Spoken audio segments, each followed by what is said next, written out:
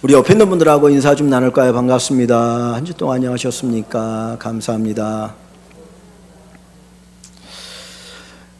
저희 집사람이 저에게 당부하는 말이 있습니다.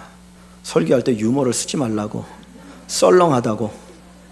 여러분들도 그렇게 생각하십니까? 아이, 감사합니다. 저희 집사람보다 나으시네, 권사님이. 근데 날씨가 너무 덥잖아요. 더울 땐 좀 썰렁한 게 필요해서 썰렁한 유머를 하고 시작하려고 합니다. 넌센스 퀴즈입니다. 잘 생각해 보세요. 우리나라에서 활을 가장 잘 쏘는 사람은 누굴까요? 활, 명수. 어휴, 똑똑하십니다. 두 번째로, 우리나라에서 방귀를 가장 잘 뀌는 사람은? 가스, 명수. 자, 세 번째 질문입니다. 용 두 마리가 죽을 각오를 하고 싸웠습니다. 어떻게 됐을까요? 용용 죽겠지.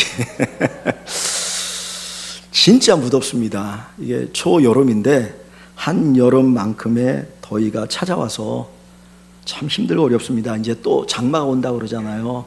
그래서 이 여름을 어떻게 보낼 수 있을까라는 걱정이 들기도 합니다. 참 우리의 삶을 뒤돌아보면 되게 피곤한 것 같아요. 공고한 것 같아요. 제가 가끔 이제 저녁에 집에 갈 때나 늦게 집에 갈 때 보면 우리 교회 앞에 학원이 엄청나게 많잖아요. 학원에 다니는 아이들 보면 저도 어렸을 때 뭐 학교 다닐 때 그렇게 공부하긴 했지만 아이들 보면 너무 불쌍한 것 같아요. 아침에 6시 때, 7시 때 집에서 나가가지고 밤 10시까지 학원에 있다가 집에 간 아이들 보면서 저 머리에 뭐가 들어갈까?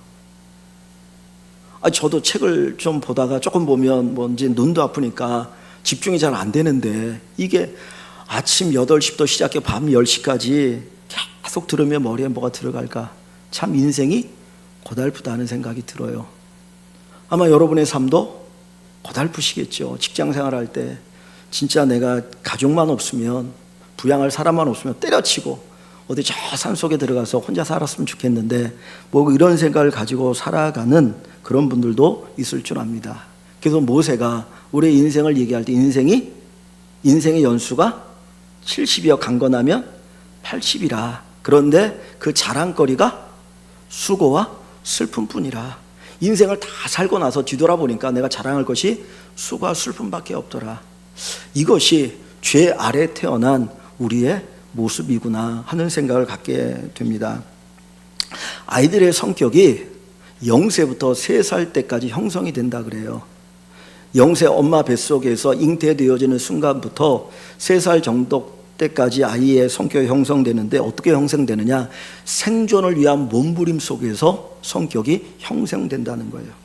엄마는 나름대로 태 속에 있는 아이가 건강하게 안전하게 자라길 원하지만 태 속에 있는 아이는 잘 모르거든요. 근데 엄마가 어느 때는 위기를 겪을 때도 있고 어떤 때는 분노할 때도 있고 화를 낼 때도 있으면 그 엄마 태 속에 있는 아이는 무섭다, 두렵다, 떨린다 이런 느낌들을 갖게 되어지거든요. 그러니까 세상에 대한 그 반응 속에서 자기가 살아갈 수 있는 삶에 대한 어떤 그 생존을 위해서 몸부림치는 것이 성격으로 형성된다는 거예요. 그래서 어떤 사람은 본능적인 사람, 어떤 사람은 감정적인 사람, 어떤 사람은 사고적인 사람으로 형성된다는 거죠. 그래서 우리 엄마들이 아기가 태어났을 때 아기를 보면 웃으면 아이가 웃어주잖아요. 그 웃는 모습을 보면 세상이 살만한가 보네. 근데 엄마가 화를 내면 이 세상 무서운 세상이네.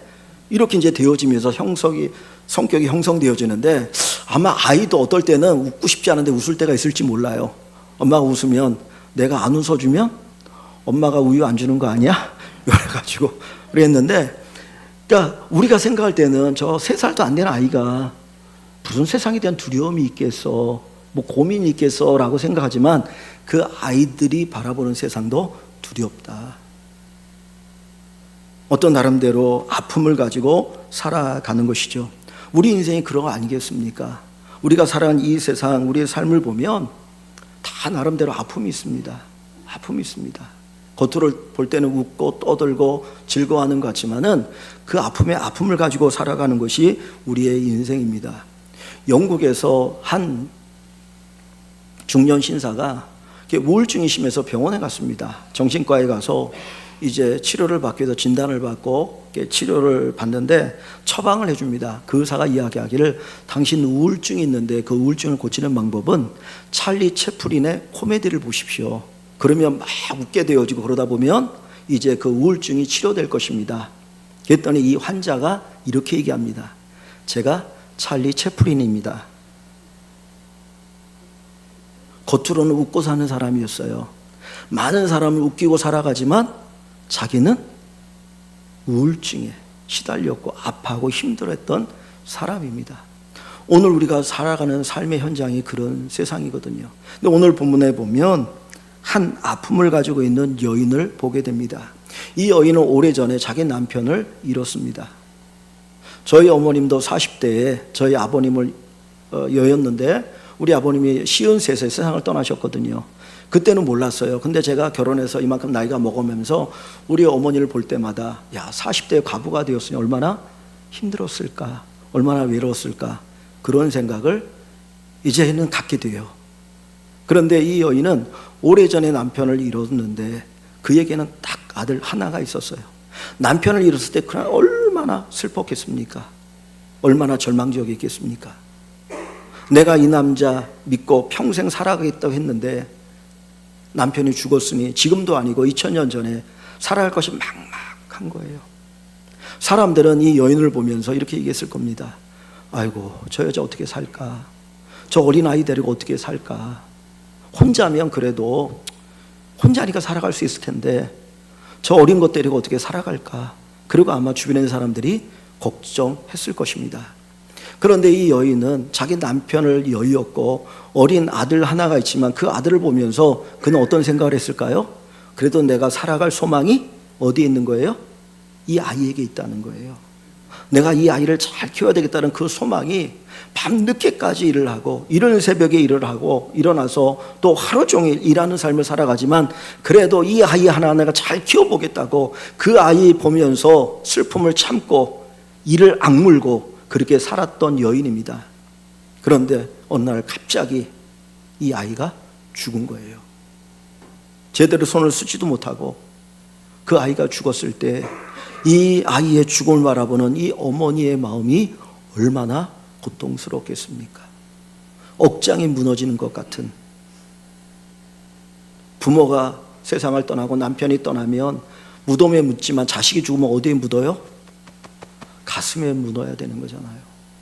이제 세상을 살아갈 만한 용기도 없고 희망도 없고 그런 너무너무 고통 가운데 처해 있는 이 여인이 사랑하는 그 아들, 하나밖에 없는 그 아들을 이제 장례하기 위해서 들것에 이 아이를 동네 사람들이 메고 무덤을 향해 가고 있었습니다. 그때 주님께서 이 외아들, 독자를 잃은 이 어머니를 보시면서 주님은 이 감정을 가지셨어요. 13절을 보시면 주께서 과부를 보시고 불쌍히 여기사, 주께서 과부를 보시고 불쌍히 여기사. 주님이 그 과부를 보셨을 때에 주님의 마음은 불쌍히 여기는 마음을 가지셨습니다. 오늘 예수님께서는 이 독자를 잃은 이 과부만 불쌍히 보시는 것이 아니고 우리 모두를 불쌍히 보십니다. 여러분 안에 있는 아픔과 슬픔을 주님은 보시기 때문에 여러분들을 불쌍히 보십니다. 여기 다시 본문 11절에 보시면 그 후에 예수께서 나인이란 성으로 가실새 그랬어요. 나인이란 성으로 가실새. 성경에 보면 나인이라고 하는 동네가 딱 한 번 나와요. 오늘 이 본문에 딱 한 번 나오지 성경 어디에도 이 성 이름은 나오지 않습니다. 근데 이 나인이라고 하는 이 단어의 뜻이 뭐냐면 즐거움이라는 뜻이에요. 즐겁다, 즐거움. 이 동네 사람들이 가지고 있던 소망은 무엇이겠습니까? 인생을 즐겁게 살고 싶은 거예요. 태어나서 죽을 때까지 즐겁게 살고 싶다, 그 소망이 담겨있는 이름이 이 나인이라고 하는 이름입니다. 사람들은 즐거움 속에서 살고 싶어 했고 즐거움을 소망했고 즐거움을 누리기도 했습니다. 그런데 그 나인성에 나오는 한 사람인데 그는 과부였고 그 아들을 잃어버린 슬픔의 여인이었습니다. 오늘 주님께서는 바로 그 여인을 보고 계셨던 거예요. 겉으로는 즐거워하고 겉으로는 유쾌하고 겉으로는 행복해 보이지만 그 안에 아픔을 가지고 슬픔을 가지고 괴로워하며 살아가는 그 여인을 주님은 보셨고 그 여인을 불쌍히 여기셨습니다. 제 친구 목사님들 가운데도 보면 우울증이 찾아온 친구들도 있고 공황장애가 찾아온 친구들도 있습니다. 나름대로 즐겁고 기쁘고 행복하게 살고 싶지만 우리의 마음으로 그게 안 되는 거예요. 그래서 힘들어합니다. 그런데 주님께서 그를 바라볼 때 어떤 마음으로 바라보셔요? 불쌍히 여기는 마음으로 바라보셔요. 세상의 사람들은 겉모습만 보고 있습니다. 그런데 주님은 우리의 마음을 보시고 우리를 불쌍히 여겨 주십니다. 성경은 하나님이 우리를 불쌍히 여기는 것들로 기록되어 있습니다. 우리가 복음서에 보다 보면 그 주님의 은혜를 경험했던 사람들이 예수님께 나와서 주여 나를 불쌍히 여기소서, 주여 나를 불쌍히 여기소서 하는 고백을 드리는 경우가 많이 있습니다. 저 두로와 시돈 지방에 사는 한 여인이 예수님에게 주여 나를 불쌍히 여기소서, 내 딸이 귀신 들렸나이다. 그때 주님이 그를 불쌍히 여기셔서 그에게 기적을 일으켜 주십니다. 예수님께서 갈릴리에서 예루살렘을 향해 가는 길에 10명의 나병 환자를 만나게 됩니다. 그들의 인생은 철저하게 망가진 사람들입니다. 육체적으로도 말할 수 없는 고통 가운데 있는 사람일 뿐만 아니라 사회적으로도 버림받은 사람들, 그리고 하나님께로도 버림받았다라고 그렇게 여겨졌던 사람들. 근데 그들이 예수님에게 뭐라고 말합니까? 주여 나를 불쌍히 여기소서. 주님이 그들을 불쌍히 여기셔서 그의 병을 고쳐 주십니다. 여러분, 저와 여러분들이 주님 앞에 나갈 때 뭘 가지고 나갈 수 있겠습니까? 우리가 예수님 앞에 나갈 때 가지고 나갈 수 있는 거 아무것도 없습니다. 우리는 뭐라고 고백해야 됩니까? 주여 나를 불쌍히 여기소서. 내 마음이 문드러졌습니다. 내 마음에 너무 아픕니다. 내 마음에 슬픔이 가득합니다. 나는 너무나 고통스러운 여인입니다. 주여 나를 불쌍히 여겨주십시오. 이 한마디가 예수님 앞에 필요한 것이고, 그 한마디에 고백하는 사람들을 주님께서 불쌍히 여기셔서 그 인생의 문제를 해결하여 주십니다. 옛날에 사막교부라는 사람들이 있었습니다. 이 사람도 어떤 사람들이냐면 믿음을 지키기 위해서 세상을 떠나서 사람들이 살지 않는 사막에서 운둔 생활하면서 나름대로 기도하고 살아갔던 사람들이에요. 그 사막에서 먹고 살려고 하니까 밭을 일구어서 농사를 짓는데 아침부터 저녁까지 일을 하고 기도 시간을 갖고 말씀 묵상하는 시간을 갖습니다. 그런데 그들이 기도하는 것은 오직 단 한 가지 이거였어요. 주여 나를 불쌍히 여기소서. 주여 나를 불쌍히 여기소서. 그 짤막한 기도 속에 하나님의 기적이 일어납니다. 그 사람들이 누군가를 위해서 기도하면, 아픈 자를 위해서 기도하면 병이 낫는 역사가 있었습니다. 주여 나를 불쌍히 여기소서. 오늘 주님이 우리를 긍휼히 여기시는데 그 주님의 긍휼을 체험하고 그 긍휼로 인하여 우리의 삶의 새로운 역사, 새로운 회복이 일어날 수 있기를 주님의 이름으로 간절히 축원합니다.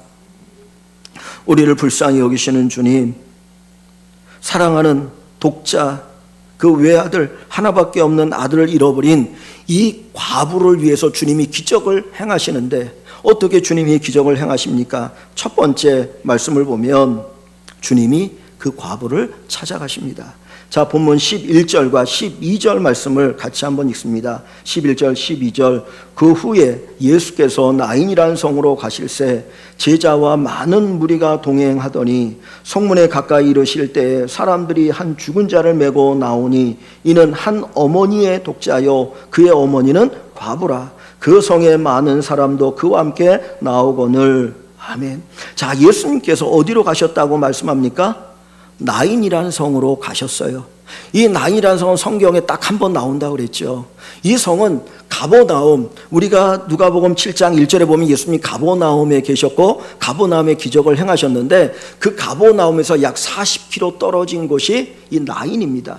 예수님이 나인성으로 가시려면 적어도 하루 이상은 걸어가셔야 된다는 거예요.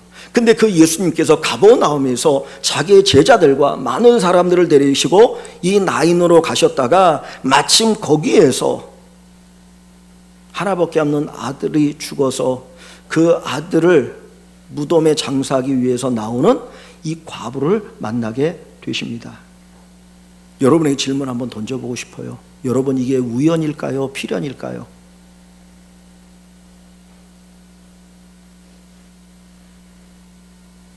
예수님께서 이 나인성에 가셔서 이 과부를 만난 것이 우연입니까? 필연입니까? 필연이죠. 우리는 하나님이 얼마나 정확하신 분인지를 아시고 하나님께서 모든 것을 아시는 전지하신 분인 것을 알고 믿습니다. 주님께서 이 나인성으로 가시는 것은 누구를 만나기 위해서 가시는 거예요?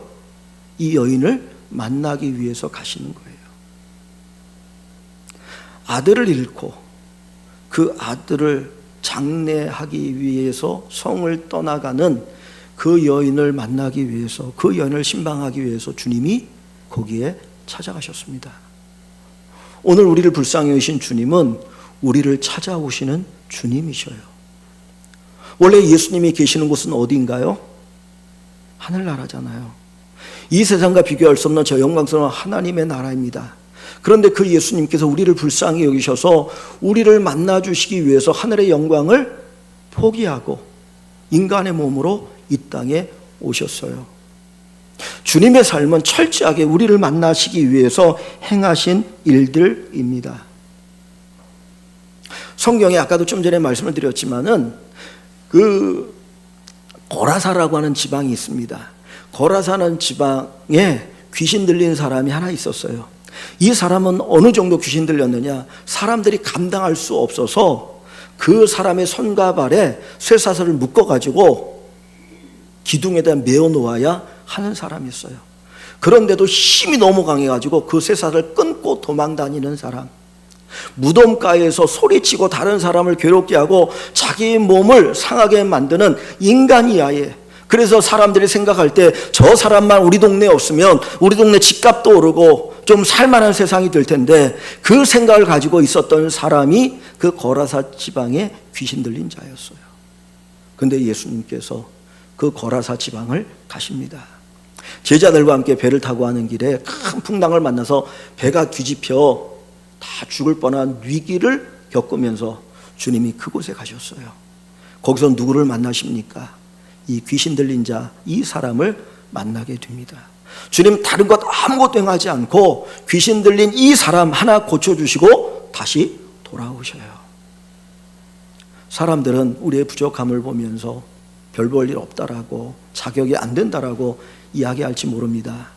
그러나 우리가 믿는 주님은 우리를 불쌍히 여기셔서 우리에게 찾아오시는 주님이십니다.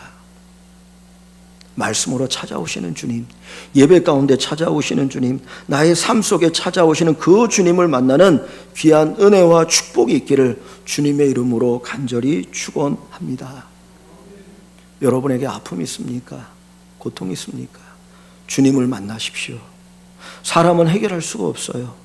사람은 해결해 줄 수가 없어요. 주님 만나는 것밖에 방법이 없습니다. 내가 예수님을 만나야 되고 여러분들이 예수님을 만나야 되지, 그 누구도 대신 만나줄 수는 없습니다. 여러분에게 찾아오시는 주님, 2000년 전에 육신을 입고 이 땅에 찾아오셨고 지금도 성령으로 우리에게 찾아오시고 말씀으로 찾아오시고 이 예배 가운데 함께 하시는 주님을 만나는 귀한 은혜가, 긍휼하심이 여러분들이 있기를 주의 이름으로 간절히 축원합니다. 두 번째, 이 과부를 불쌍히 여기신 주님께서 그에게 찾아오실 뿐만 아니라 그에게 가까이 다가서셔서 관에 손을 얹으십니다.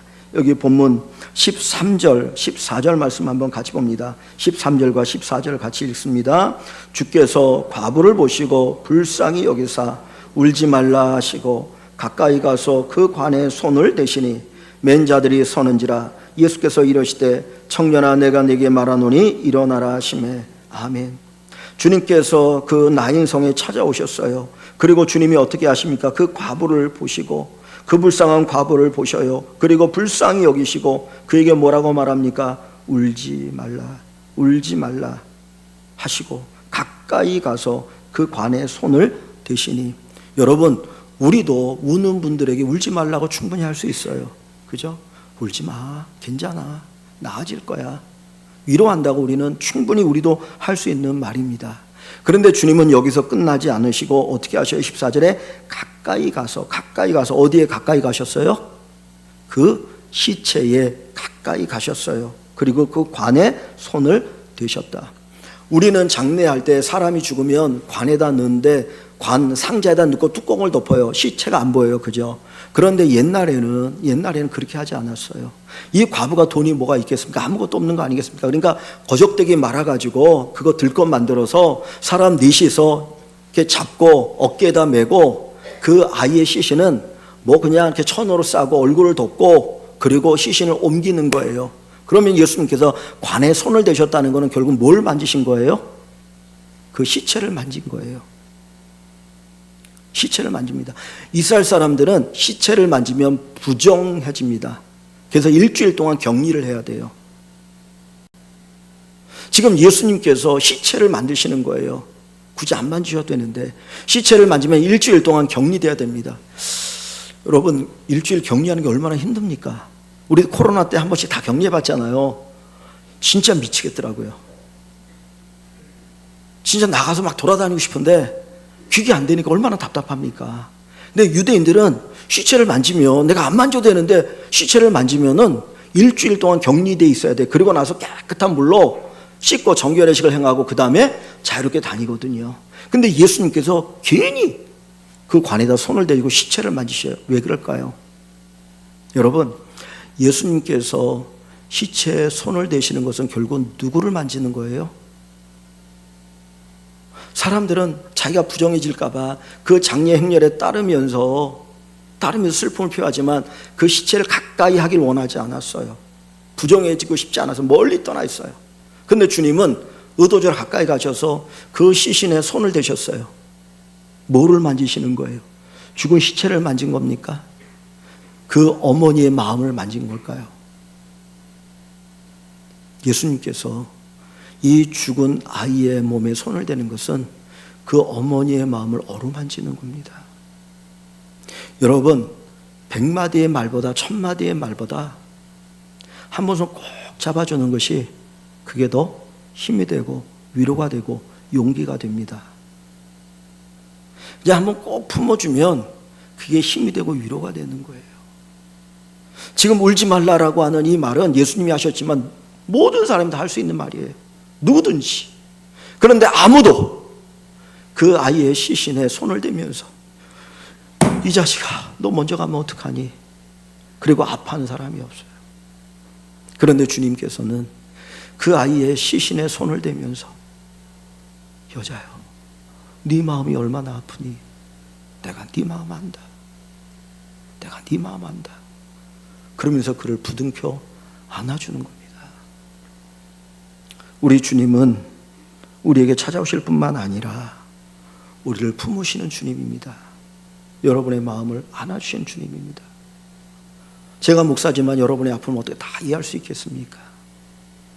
같이 사는 가족이지만 어떻게 그 아픔을 다 이해할 수 있겠습니까? 모릅니다. 그럼 누구는 아셔요? 주님은 아셔요. 그렇기 때문에 주님이 여러분의 마음을 어루만져 주시고 여러분을 품으시고 내가 사랑해. 걱정하지 마. 내가 너와 함께 할 거야. 그렇게 말씀하고 계심을 믿으시기를 소망합니다. 엘리야라고 하는 선지자는 선지자 중에 가장 능력이 많은 선지자입니다.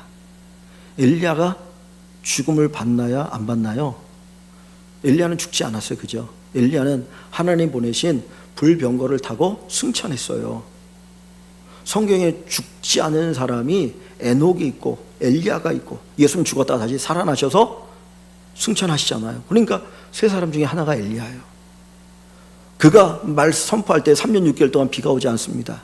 그가 하나님 앞에 기도했더니 오지 않던 비가 막 쏟아지기 시작해요. 그는 대단한 능력의 사람이었어요. 그의 마음속에 사역을 하면서 이런 생각을 가지고 있었습니다. 내가 이 놀라운 사역을 하면 이 이스라엘 백성들이 하나님 앞에 회개하고 돌아오겠지. 그러면 다시 하나님의 나라, 하나님을 잘 섬기는 이 민족이 될 거야. 그 기대와 소망을 가지고 사역을 했는데 백성들은 돌아오지 않았어요. 오히려 아방의 왕의 아내 이세벨이 이 엘리야를 죽이겠다고 합니다. 그런 대단한 엘리야가 그 말을 듣고 낙심했어요. 그래서 그 동네를 떠나서 저 광야로 들어갑니다. 그리고는 그 로뎀나무라고 하는데, 로뎀나무에 대한 말을 많이 들으셨는데, 이거는 가시나무에, 조그만 가시나무에서 햇빛도 제대로 비춰주지 않는, 막아주지 않는 나무인데, 거기에 그냥 들어 누워가지고 하나님을 원망하기 시작합니다. 하나님, 내가 할 만큼 다 했는데 이게 뭡니까? 그 하나님 원망하고 불평하기 시작하는 거예요. 그리고는 나 그만 데려가십시오. 더 이상 살고 싶은 마음 없습니다. 그리고 낙심해서 절망해서 그가 잠이 들었습니다. 그때 주님께서 천사를 보내셔요. 그리고는 잠들어 있는 엘리야를 하나님이 천사를 통해서 어루만지십니다. 엘리야야, 엘리야야, 네 마음이 많이 아프지? 네가 많이 힘들지?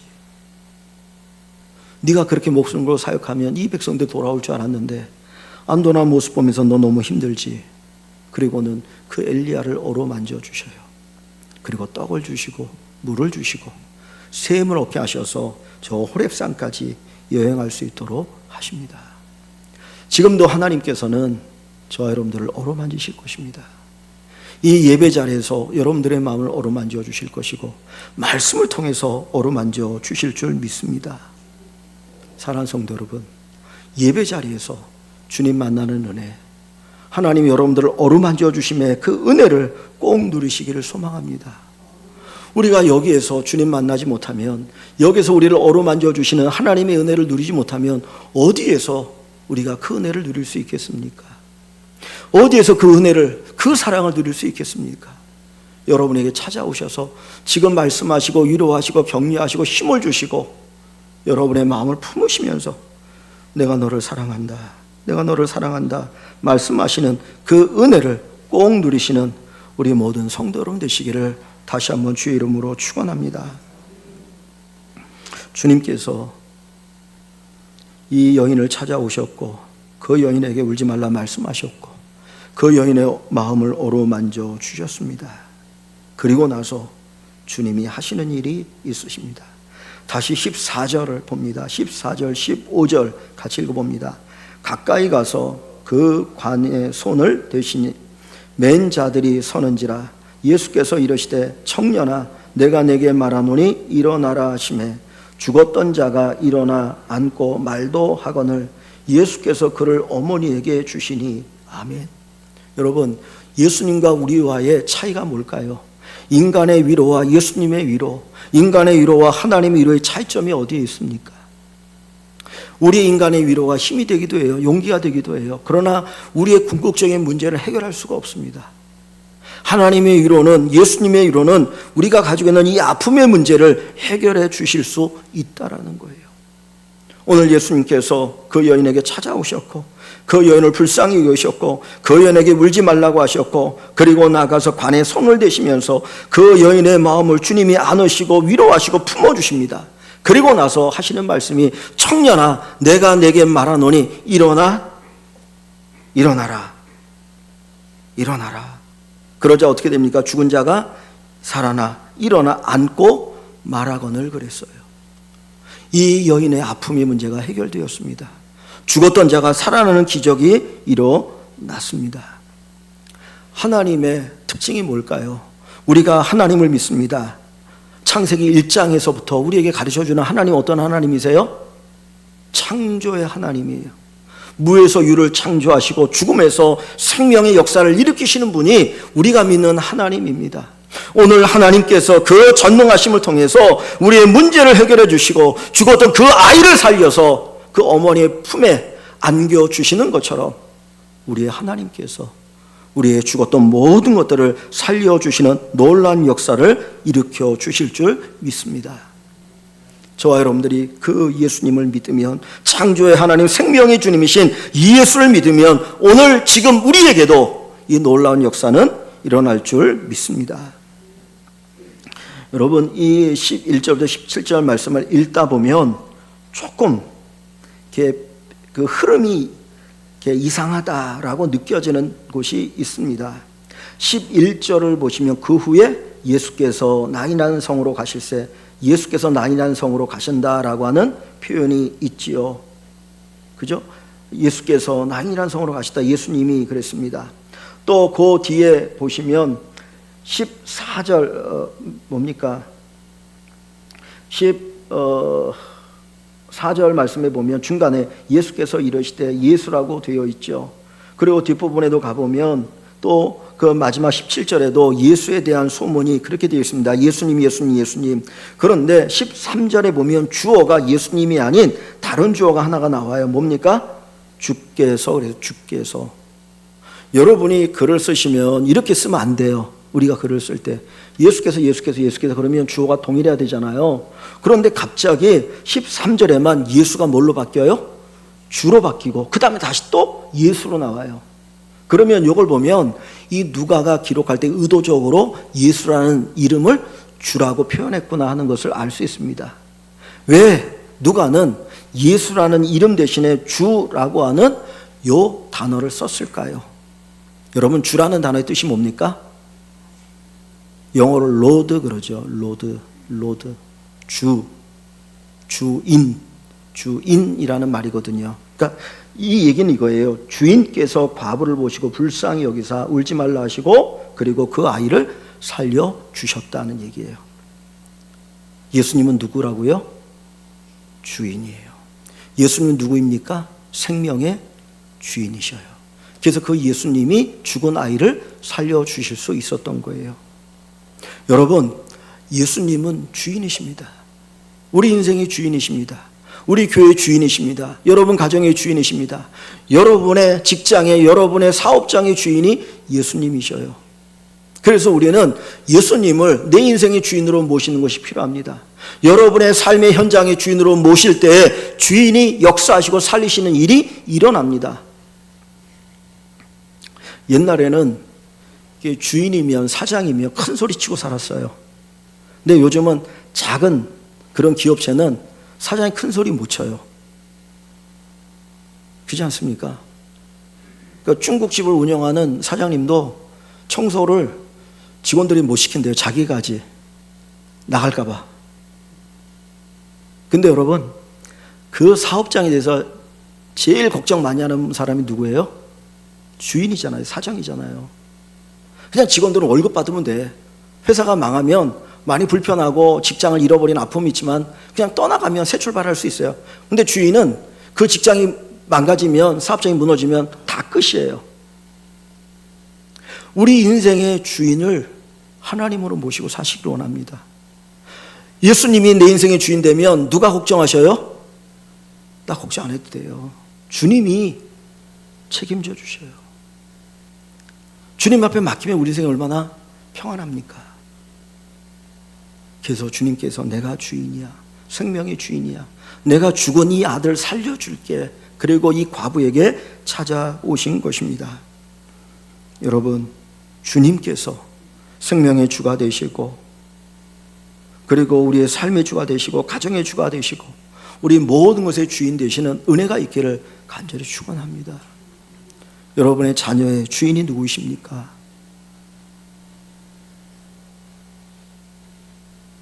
부모가 아니잖아요. 누가 주인이에요? 예수님이 주인이셔요. 예수님께 맡기십시오.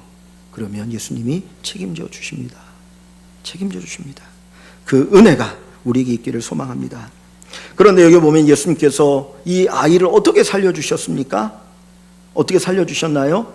14절에 보니까 청년아 내가 네게 말하노니 일어나라. 뭘로 살리셨어요? 말씀으로 살리셨어요. 말씀에는 뭐가 있어요? 능력이 있어요. 말씀에는 생명이 있어요. 그래서 예수님께서 자기 자신을 가리켜 말씀이라고 했고 그 예수님 자신, 말씀이신 예수님 자신을 생명의 떡이다.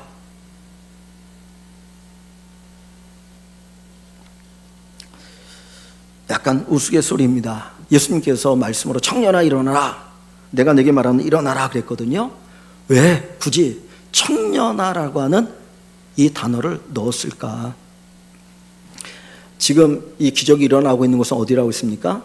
나인이라는 성이에요. 나인이라고 하는 성인데 이 성의 이 뜻이 이제 기쁨이라고 제가 그랬죠. 근데 나인 성 앞에 보면 성문이 있고 길이 쫙 있잖아요. 그런데 길 양쪽에 돌 무덤들이 쫙 있다는 거예요. 유대인들은 돌에다가 이렇게 이제 구멍을 파가지고 시체를 매장을 하거든요. 무덤들이 쫙 있다는 거예요. 근데 지금 예수님께서 이제 이렇게 오시고 이 과부의 아들을 장례하는 사람들은 성문으로 나와서 딱 맞추셨는데 그 맞추신 곳 양쪽에 뭐가 있다고요? 무덤들이 쫙 있는 거예요. 그런데 예수님께서 거기 앞에서 일어나라 그러면은 죽었던 사람들 다 일어날까 봐, 그래서 예수님이 그렇게 하지 않고 청년아 일어나라. 우스갯소리 같습니까? 우스갯소리이기도 해요. 그런데 여러분 요한복음 11장에 보면 예수님이 또 무덤에 가신 적이 있잖아요. 누구 무덤에? 나사로의 무덤. 거기도 돌 무덤들이거든. 여러 죽은 시체가 있어요. 그때 주님이 어떻게 하셔요? 나사로야 나오라 그러잖아요. 나사로만 너만 나와. 너만 나와. 주님이 여러분의 이름을 불러주시면 기적이 일어날 줄 믿습니다. 주님이 여러분 아시거든요.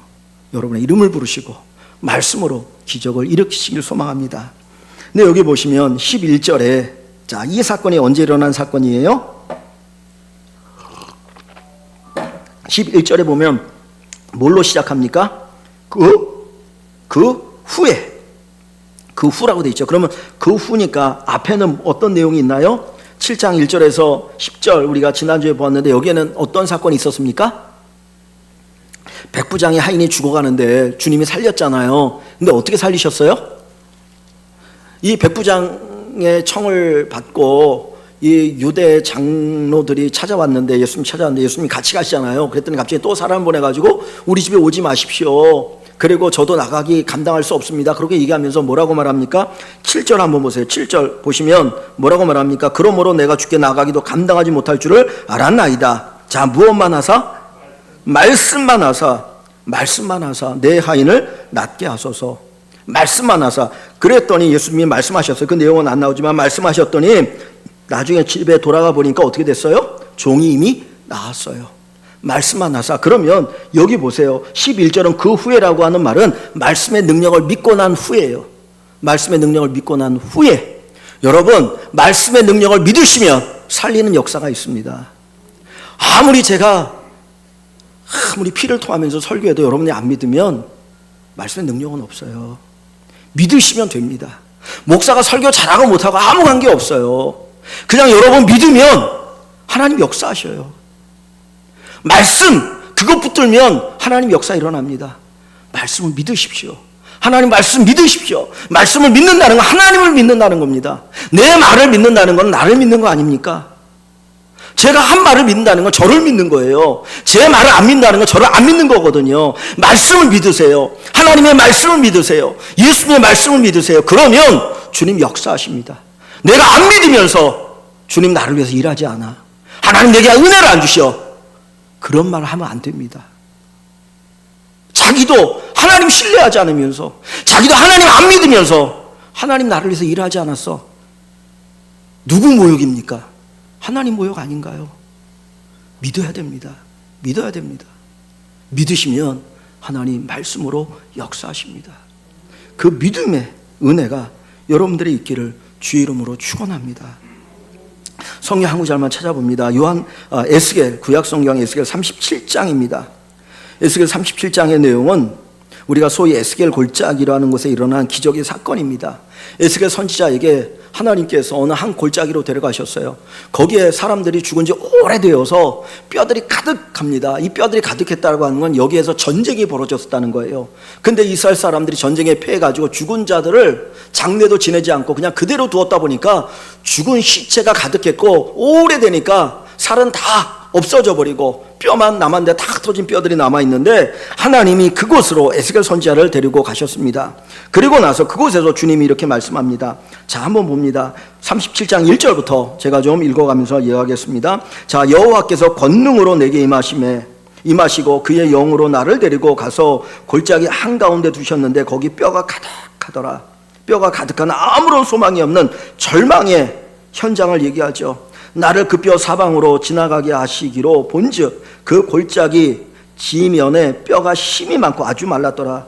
많은 사람이 죽었고 죽은 지 오래되었다는 거니까 아무런 소망이 단 1%도 없다는 거예요. 자, 그가 내게 이르시되 인자야, 이 뼈들이 능히 살겠느냐? 이 뼈가 살겠습니까? 살겠습니까? 이거 산다고 하시는 분들은 좀 이상하신 분들이에요. 아니 죽은 지 오래된 거 무슨 뭐가 있어야지, 아무것도 없는데 어떻게 삽니까? 살 수 없잖아요. 인간적으로 보면 살 수 없어요.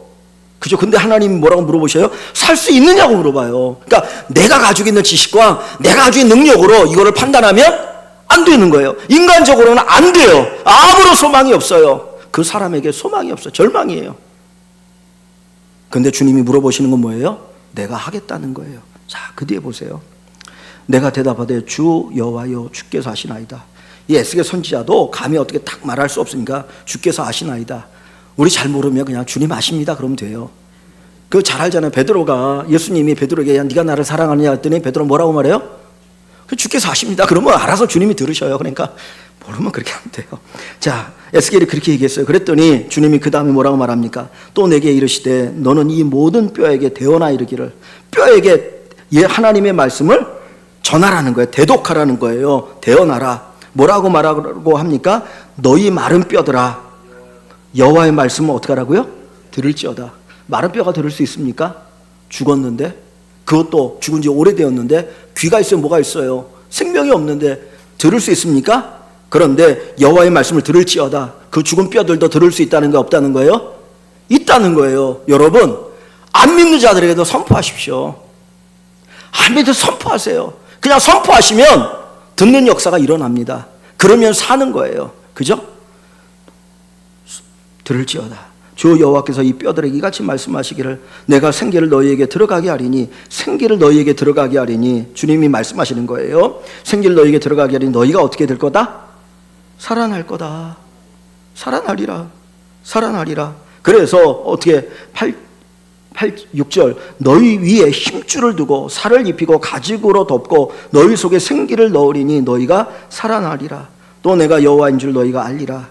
너희가 살아나서 여호와 하나님이 우리를 살리셨구나, 하나님이 생명의 주인이시구나, 이것을 알게 될 것이다 라고 얘기하는 겁니다. 그래서 이 여호와라는 말을 사실은 아까 누가복음 그 7장 14절입니까? 13절 거기에 주라고 번역한 거예요. 여호와라는 말을 신약에서 주로 번역해요. 주, 아도나이. 감히 여호와라는 말을 쓸 수 없으니까. 그러니까 여호와인 줄 알리라, 그 얘기가 바로 그 얘기예요. 자, 그래서 7절에 이에 내가 명령을 따라 대언하니, 뭐 에스겔 선지자 그냥 전에서 그대로 대언할 때 소리가 나고 뭡니까? 움직이며 이 뼈 저 뼈가 들어맞아 뼈들이 서로 연결되더라. 또 내가 또 보니 그 뼈에 힘줄이 생기고 살이 오르며 그 위에 가죽이 덮이나 그 속에 생기는 없더라. 그랬더니 그 다음에 또 내게 이르시되 인자여 너는 생기를 향하여 대언하라. 생기에게 대언하여 이르기를 주 여호와께서 이같이 말씀하시기를 생기야 사방에서부터 와서 이 죽음을 당한 자에게 붙어서 살아나게 하라 하셨다 하라.